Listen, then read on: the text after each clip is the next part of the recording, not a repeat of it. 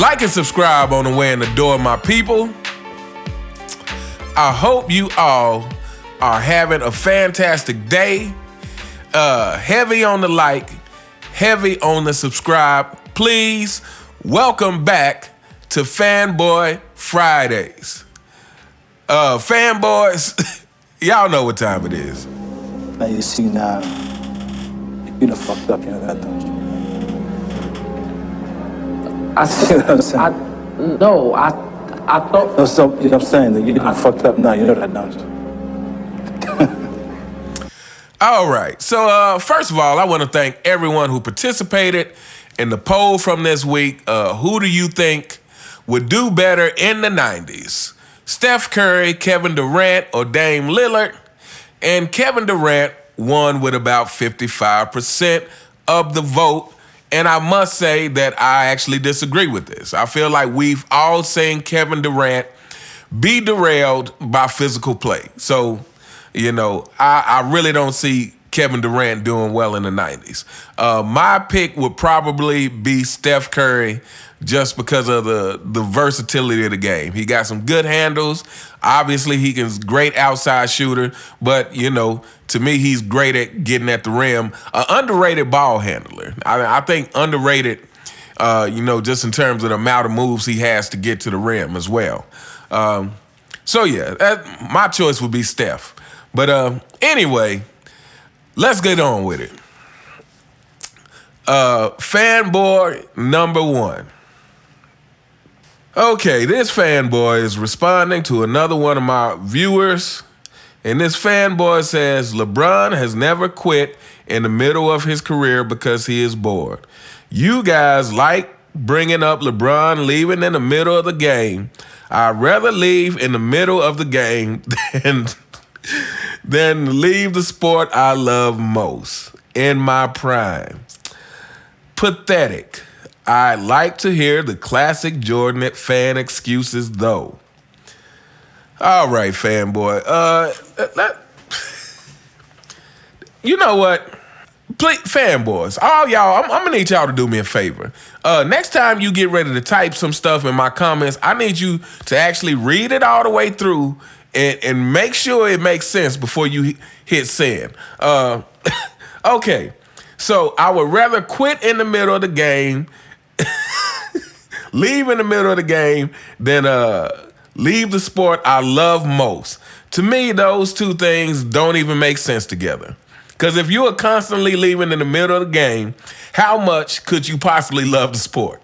Let me tell you something. I'm not going to get back into the reasons why MJ left. I will say this, though, because some fanboy left in my comment, oh, you do know that Michael Jordan and his father had already discussed him playing baseball, so he didn't quit because his father got murdered. He quit because they had already discussed it. Fanboy, yes, they had already discussed it, but Michael Jordan didn't make the decision to play baseball. He didn't make it official till after his father got murdered. They had discussed it as a possibility.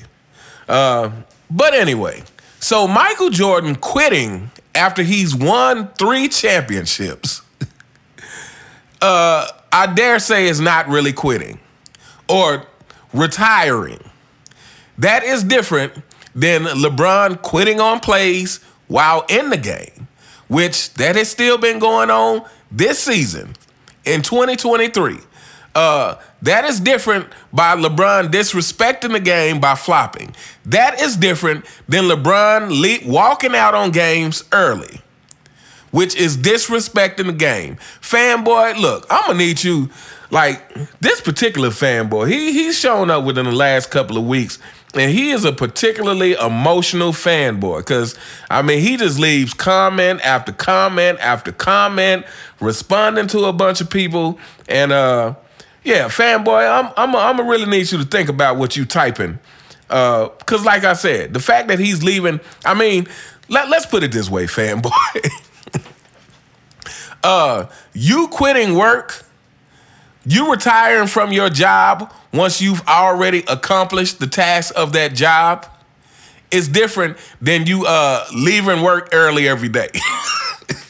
Does that make sense to you, fanboy? Do you understand that? It's a totally different thing. You retiring from your job after you've accomplished whatever it is that you set out to accomplish in that job. Maybe it's making a certain amount of money in that job. Maybe it's completing a project within that job. But you retiring after that thing is complete is much different than you leaving work early every single day. Fanboys, hey, okay. Y'all gonna really make me ramp this up. But okay, we'll see where this goes. You know what? Let's just go on, because like I said, this fanboy left several comments. Let's just go on. Another comment from the same fanboy responding to another viewer says, it would take me a few hours to even type out his accolades, stats, and records. That alone pushes him higher into the all-time greats list. Fanboy, I can say... Fanboy, I see you are a liar just like your king. It would take me a few hours to even type out accolades, stats, and records. Hey, fanboy, do me a favor. Why don't you go ahead and type that out and time yourself and let me know if it would take you a few hours. I dare say it would probably take you about 5 minutes. Look, LeBron, this is LeBron's only hope.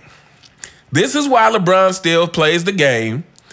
LeBron doesn't play the game for passion or for love. LeBron plays the game for praise. LeBron plays the game because he's still hoping that if he can keep racking up numbers, that he can somehow get people to see him as the GOAT, which is just never going to happen. You know, I get it, though. LeBron is just as delusional as you fanboys, because he still thinks somehow that he's going to be able to be the GOAT with his longevity, just like you fanboys do. Just like you fanboys think by getting in my comments and getting in other YouTube content creators' comments and typing your BS is going to convince somebody that LeBron is the GOAT. This is a desperate attempt by LeBron to rack up as many stats so that people will see him as a GOAT. But here's the thing that LeBron doesn't get. At this point, LeBron has tarnished himself to a point of no return. So because of that, you fanboys look more and more ridiculous the more, I'm start calling y'all cotton candy. Like, y'all are soft as cotton candy. Like, emotional to a degree that I cannot understand. You know what? We're not done with you. So let's just go on to your... okay, let me address this last part. That alone pushes him higher into the all-time greats list. Yeah, okay, pushes him higher according to where? If you have him down in the 40s, then, yeah, maybe it'll push him to 30. But LeBron has tarnished himself too much to me to be in the top 10. And I understand if some people have him in the top 10, but to me, LeBron has tarnished himself too much to be in the top 10. His antics are just unjustifiable. Except to fanboys, except to you guys. You fanboys seem to support LeBron no matter what he does. I dare say if the NBA got to the point to where you could just pay for championships and LeBron decided to purchase himself 4 more championship trophies, I guarantee all of you fanboys will be walking around talking about, oh, he has 8 championships, even though he paid for 4 of them. I mean, you might as well say he stole the first 4. But we're not going to get into that on this video. All right, same fanboy. Fanboy, look. Fanboy, you really going to put yourself in a bad way. Look, I suggest you stop coming on my page. Okay. Anyway, let's read this. Jordan flopped by dropping to the floor when charging. Really, fanboy? This is what we doing now? Okay, boy, y'all getting desperate. Okay, let me see if I can get through this. Jordan flopped by dropping to the floor when charging. Jordan was an undercover player GM who convinced the front office to sign Rodman and Kukoc. Fanboy, okay, this is unbelievable. Hey, my viewers who watch, who support this channel regularly, I mean,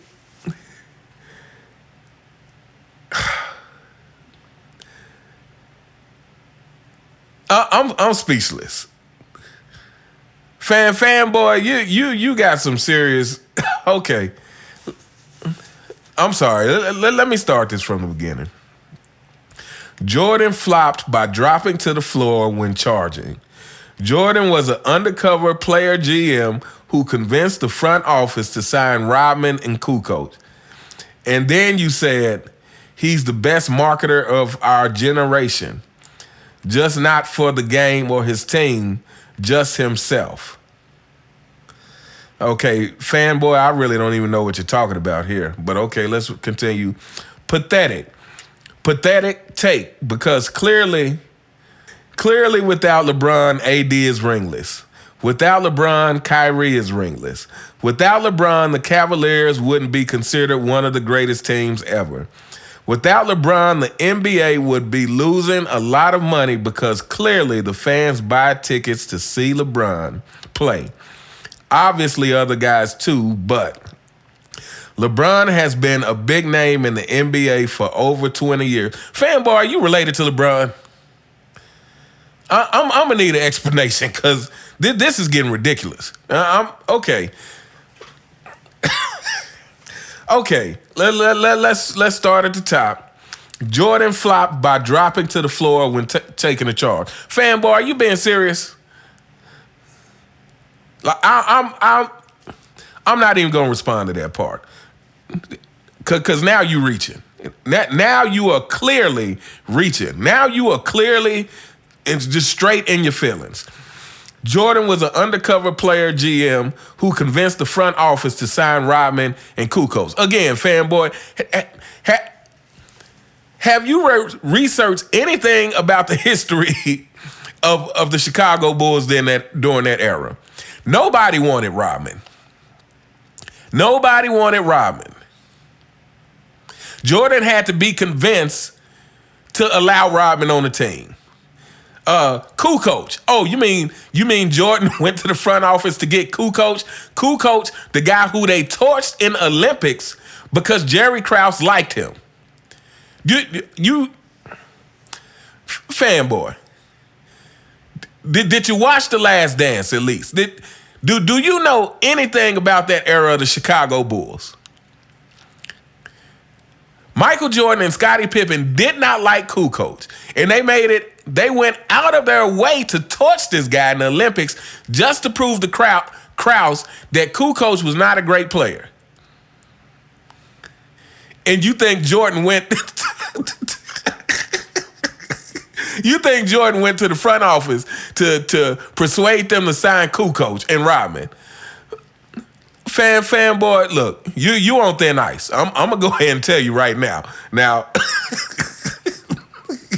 you are on thin ice. I would suggest you tread lightly in my comments. Okay. And then you said he's the best marketer of our generation, just not for the game or his team, just himself. I don't even know what you're talking about. Are you saying that I said Jordan was just marketing for himself? What are you talking about? Okay. Anyway, let's move on to the next part. Pathetic take, because clearly without LeBron, AD is ringless. Without LeBron, Kyrie is ringless. Without LeBron, the Cavaliers wouldn't be considered one of the greatest teams ever. I'm about to need a drink. Fanboy, you know what? Okay. So first of all, Fanboy, AD hit the biggest shot in the bubble. AD hit the biggest shot of your Kings' worthless ring. AD hit the biggest shot in the bubble. Second of all, Kyrie saved LeBron. Kyrie created his own shot. It wasn't LeBron creating a shot or driving to the basket and kicking it to Kyrie because LeBron drew a double team. The play was for Kyrie because Kyrie was that guy who could create a shot. Mind you, let's not remind you of what happened to your king when he tried to drive in the lane against Denver and got tied up. Because he doesn't have a go-to move. He doesn't have moves. And let's see, without LeBron, the Cavaliers wouldn't be considered one of the greatest teams ever. Fanboy newsflash. Cavaliers still aren't considered one of the greatest teams. It's only considered one of the greatest teams by y'all 4 and 6ers. That's a new name for you guys. We gonna call LeBron and his whole kingdom the 4 and 6ers. That's what team y'all own. 4 and 6ers. Okay. LeBron. Without LeBron, the NBA would be losing lots of money because clearly the fans buy tickets to see LeBron play. Obviously, other guys too. LeBron has been a big name in the NBA for over 20 years. Well, fanboy, here you go. I'm going to agree with the last sentence you said. LeBron has been a big name in the NBA for over 20 years. I will agree with that. But let's go back to this. The NBA would be losing without LeBron, the NBA would be losing lots of money. Fanboy, stop putting your foot in your mouth. Have you seen the ratings for the NBA? Have you seen the ratings for the NBA? Let me tell you something. The only reason the NBA surviving is because it's a worldwide game now. And why is it a worldwide game, fanboy? Say the name. I need to hear it from you. Why is the NBA a worldwide game now? Michael Jordan and the Dream Team. They made the game worldwide. And because they made the game worldwide, your king gets to benefit from more money than previous generations. Your king gets to keep making money despite the NBA having the lowest ratings it has had. And let's go ahead and let's go twist the knife in you a little bit. Fanboy, explain this to me if your king is so great. Explain to me why 2020, when everything was shut down and people had nowhere to go, nothing to do, the world was on lockdown, people needed something to lift their spirits. But you know what they didn't watch to lift their spirits? Was the bubble championship with your king. The lowest rated championship finals in the history of basketball. A historic low rating for the 2020 finals. Fanboy, explain to me how everybody wants to watch LeBron James play basketball. They want to watch him so bad that during a time where they couldn't do anything else, they chose not to watch. Fanboy, boy, hey, y'all. Fanboy, look, I'm warning you. You should stay out of my comments because it's gonna get worse for you. Like I must say, fanboy, you have the most ridiculous takes I think I've ever heard.